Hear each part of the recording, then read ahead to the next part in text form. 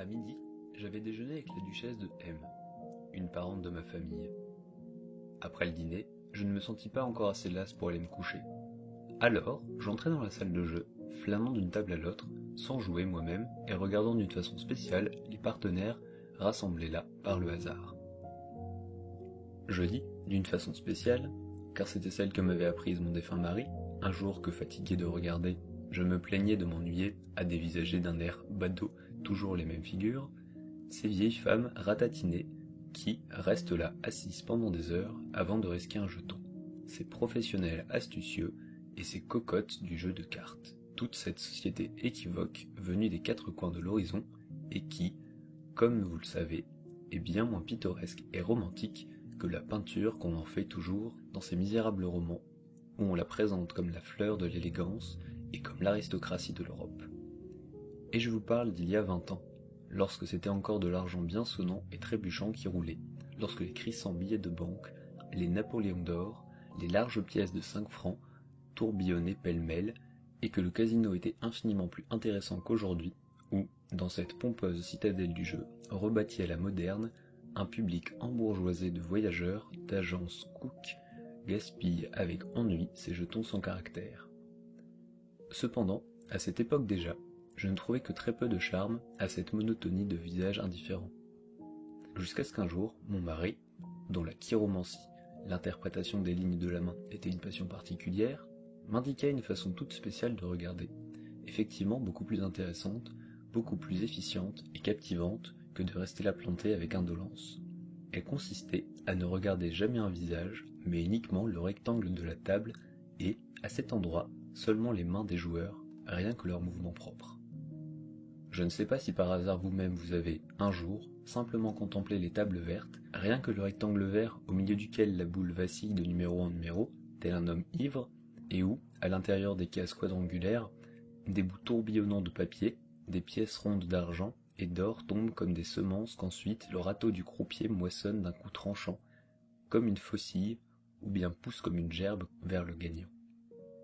La seule chose qui varie dans cette perspective, ce sont les mains. Toutes ces mains claires, agitées ou en attente autour de la table verte. Toutes ont l'air d'être aux aguets, au bord de l'antre, toujours différentes d'une manche, mais chacune ressemblant à un fauve prêt à bondir. Chacune ayant sa forme et sa couleur, les unes nues, les autres armées de bagues et de chaînes cliquetantes, les unes poilues comme des bêtes sauvages, les autres flexibles et luisantes comme des anguilles, mais toutes nerveuses et vibrantes d'une immense impatience. Malgré moi, je pensais chaque fois à un champ de course, où au départ, les chevaux excités sont contenus avec peine pour qu'ils ne s'élancent pas avant le bon moment. C'est exactement de la même manière qu'elles frémissent, se soulèvent et se cabrent. Elles révèlent toutes, par leur façon d'attendre, de saisir et de s'arrêter, griffues, elles dénoncent l'homme cupide, molles le prodigieux, calmes le calculateur et tremblantes l'homme désespéré.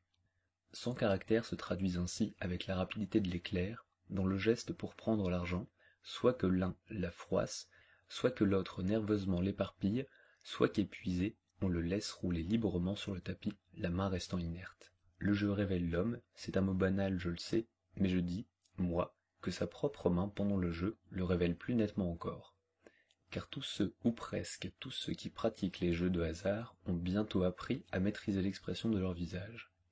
Tout en haut, au-dessus du col de la chemise, ils portent le masque froid de l'impassibilité. Ils contraignent à disparaître les plis se formant autour de la bouche, ils relèguent leur émotion entre les dents serrées, ils dérobent à leurs propres yeux le reflet de leur inquiétude. Ils donnent à leur visage un aspect lisse, plein d'une indifférence artificielle qui cherche à paraître de la distinction, mais précisément parce que toute leur attention se concentre convulsivement sur ce travail de dissimulation de ce qu'il y a de plus visible dans leur personne, c'est-à-dire leur figure, ils oublient leurs mains. Ils oublient qu'il y a des gens qui observent uniquement ces mains et qui devinent, grâce à elles, tout ce que s'efforce de cacher là-haut, la lèvre au pli souriant et le regard feignant l'indifférence. La main, elle, trahit sans pudeur ce qu'ils ont de plus secret. Car, un moment, vient inéluctable, où tous ces doigts, péniblement contenus et paraissant dormir, sortent de leur indolente désinvolture. À la seconde décisive où la boule de la roulette tombe dans son alvéole, et où l'on crie le numéro gagnant, Alors, à cette seconde, chacune de ses 100 ou de ses 500 mains fait involontairement un mouvement tout personnel, tout individuel, imposé par l'instinct primitif. Et quand on est habitué à observer cette sorte d'arène des mains, comme moi, initié depuis longtemps grâce à cette fantaisie de mon mari, on trouve plus passionnant que le théâtre ou la musique cette brusque façon sans cesse différente, sans cesse imprévue, dont des tempéraments toujours nouveaux se démasquent. Je ne puis pas vous décrire en détail les milliers d'attitudes qu'il y a dans les mains pendant le jeu. Les bêtes sauvages aux doigts poilus et crochus, qui agrippent l'argent à la façon d'une araignée, les autres, nerveuses, tremblantes, un ongle pâle, osant à peine le toucher. Les autres, nobles ou vilaines, brutales ou timides, astucieuses ou quasi balbutiantes, mais chacune a sa manière d'être particulière, à l'exception de celle de 4 ou 5 croupiers. Celles-ci sont de véritables machines, avec leur précision objective, professionnelle, complètement neutre par opposition à la vie exaltée des précédentes. Elles fonctionnent comme les branches au claquement d'acier d'un tourniquet de compteur. Mais, elles-mêmes, ces mains indifférentes, produisent à leur tour un effet étonnant par contraste avec leurs sœurs passionnées, toutes à leur chasse. Elles portent, si j'ose dire, un uniforme à part, comme des agents de police dans la houle et l'exaltation d'un peuple en émeute. Ajoutez à cela l'agrément personnel qu'il y a, au bout de quelques soirs, à être familiarisé avec les multiples habitudes et passions de certaines mains. Après quelques jours, je ne manquais pas de m'être fait parmi elles de nouvelles connaissances, et je les classais, tout comme des êtres humains, en sympathiques et antipathiques. Plusieurs me déplaisaient tellement par leur grossièreté et leur cupidité que mon regard s'en détournait chaque fois, comme d'une chose indécente. Mais chaque main nouvelle qui apparaissait à la table était pour moi un événement et une curiosité. Souvent, j'en oubliais de regarder le visage correspondant qui, dominant le col, était planté là, immobile, comme un froid masque mondain, au-dessus d'une chemise de smoking ou d'une gorge étincelante. Donc ce soir-là, étant entré au casino, après être passé devant 2 tables plus qu'encombrées et m'être approché d'une 3e, au moment où je préparais déjà quelques pièces d'or, j'entendis avec surprise, à cet instant de pause entièrement muette, pleine de tension et dans laquelle le silence semble vibrer, qui se produit toujours lorsque la boule déjà presque à bout de course n'oscille plus qu'entre 2 numéros, j'entendis donc juste en face de moi un bruit très singulier, un craquement et un claquement, comme provenant d'articulations qui se brisent. Malgré moi, je regardais étonné de l'autre côté du tapis, et je vis là, vraiment j'en fus effrayé, 2 mains comme je n'en avais encore jamais vu. Une main droite et une main gauche, qui étaient accrochées l'une à l'autre comme des animaux en train de se mordre, et qui s'affrontaient d'une manière si farouche et si convulsive que les articulations des phalanges craquaient avec le bruit sec d'une noix que l'on casse. C'étaient des mains d'une beauté très rare, extraordinairement longues, extraordinairement minces, et pourtant traversées de muscles très rigides, des mains très blanches, avec au bout des ongles pâles, nacrés et délicatement arrondis. Eh bien, je les ai regardées toute la soirée. Oui, regarder avec une surprise toujours renouvelée, ces mains extraordinaires, vraiment uniques, mais ce qui d'abord me surprit d'une manière si terrifiante, c'était leur fièvre, leur expression follement passionnée, cette façon convulsive de s'étreindre et de lutter entre elles.